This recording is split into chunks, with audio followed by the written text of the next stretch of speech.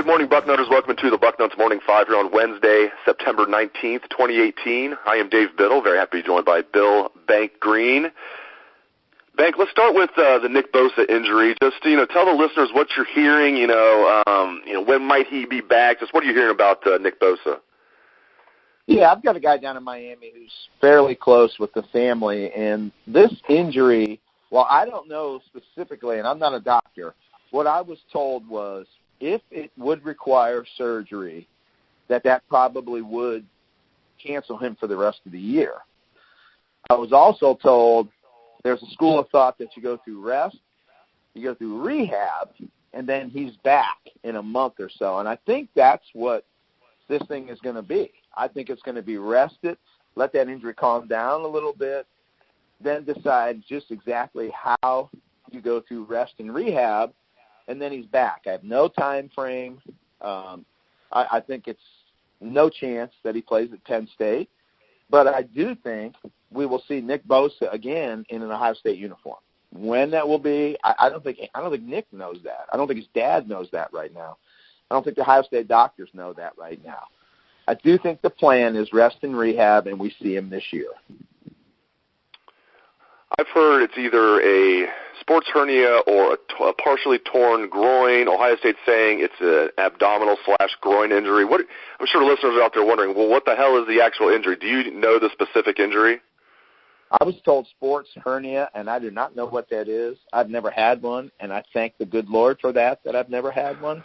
And I think you have to be an athlete, though, to get that injury, and you don't get that injury playing golf. So I don't know the specifics, Dave.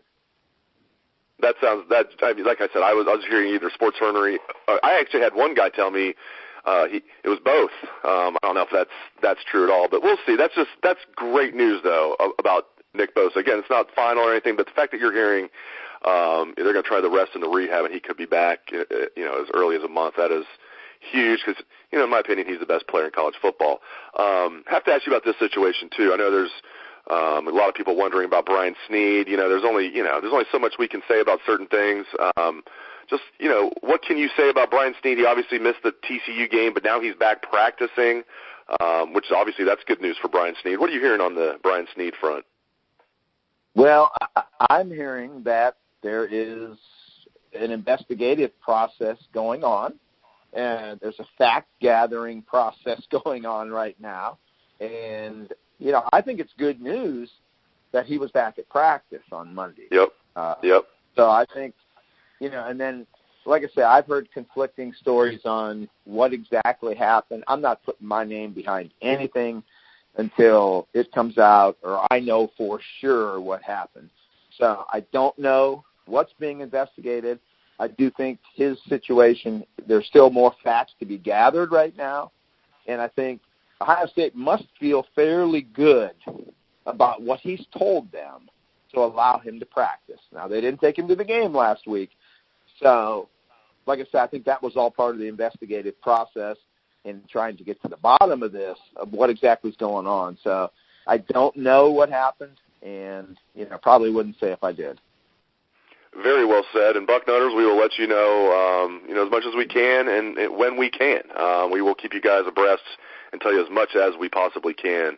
But like Bill said, that is great news that Brian Snead is back practicing, because I don't think Ohio State would take any chances, especially at this juncture. Let's move on. The defense, Ohio State's defense is talented, but, man, they have this propensity to give up big plays, and it's not just through the first 3 games of the season, although they gave up 4 huge plays against Oregon State. They gave up a bunch against TCU. We saw it last year too, though, Bill. We saw it against Indiana last year. Obviously, Penn State, Oklahoma, Iowa. It's just, I like Greg Schiano, but what's going on with this? It's like we did not used to see this from the Silver Bullets. They did not give up chunk plays. Now we're seeing it's like a trend with Schiano's defenses. Yeah, I don't know. That's really hard to believe. And I know they're really young, and I know people don't want to hear that. And part of it is youth and inexperience. I believe that is part of it. But I also believe the second part of it is coaching. And there's been some turnover on that coaching staff. You got Alex Grinch in there now. He's new. Tabor Johnson, he's new. Bill Davis, it's his second year, but I don't think he's getting glowing reviews right now either. So maybe Schiano is having to spend a lot of time coaching his coaches and maybe not as much coaching his players. But I think it's half youth and inexperience, but I think it's half coaching and scheme also. There are teams that do not line up with 4- and 5-star guys at every position, okay? But they still don't give up 70, 80, 90-yard plays every week, okay? So you can scheme around not having tremendous talent. We see that all across college football. You know, Virginia Tech doesn't line up. Bud Foster's not lining up with guys like Ohio State kids, but he's not giving up those kind of plays either. So I think it's half youth and inexperience. Pryor, Wentz, Wade, Okudah, Harrison, Browning, Werner. These guys haven't played a lot of football. So you're trying to mesh all these new guys into that system with a lot of new coaches. So can they get it figured out? I would say yes, based on, number one, talent. You have to have talent. And they've got that. These are kids that everybody wanted to recruit. So I think the talent's there. Then you've got to look at the coaching. I believe in Greg Schiano. Now, I think the jury's out on Grinch, Tabor Johnson, and Bill Davis. I think the jury's out on those guys on how, not that they're good coaches. These guys have resumes throughout college football. They're good coaches. But are they all meshing together? I think Everett Withers is a good coach. I think Luke Fickell's a good coach.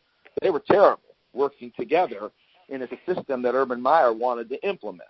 So that's where I think they're at on defense. I think that front four is amazing.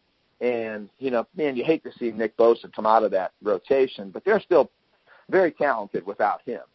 But that back seven has got to get it together. You can't be giving up these plays because, right now they're in situations where when they give up a 90-yard play, they're going to come right back and score. And that just doesn't happen when you play Michigan State, Michigan, and Penn State. And I know people think those teams are terrible right now. Well, they're not. And normally those games are not 52-51 games. They're normally games that are in the 20s, maybe get to the 30s, where one big play against you is huge. In these games right now, a big play, when you're scoring 50, a big play doesn't hurt you as much. When you get into the typical traditional Big Ten games, a big play like that, an 80-yard play, can determine the game. You and I are both concerned about the offensive line coming into the season. And listen, I'm not going to act like they've played against a great defensive front yet. They haven't. But I've been impressed with this offensive line. Again, I still think the jury is out to some degree, but I like what I'm seeing, Bank. What do you think about this offensive line so far? Couldn't agree more. And I still think the jury's out. You hate to make any pronouncements after 3 weeks for anybody.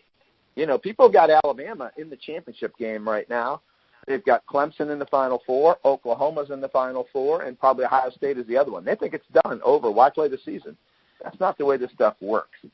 Dave, you and I have been following Ohio State for a lot of years, and we've seen a lot of those September, October national champions. So, step back. Let this thing develop. What this is a process. Who you are today is not going to be who you are in late November or even in the playoffs. That offensive line, they've done everything they've been asked so far.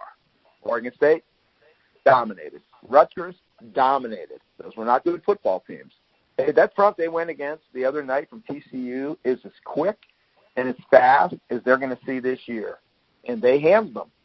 So that's what you want. Now, handle Tulane this week. They should be able to. Go to Penn State, get better, handle them. It's a process. What you want to see is improvement every week.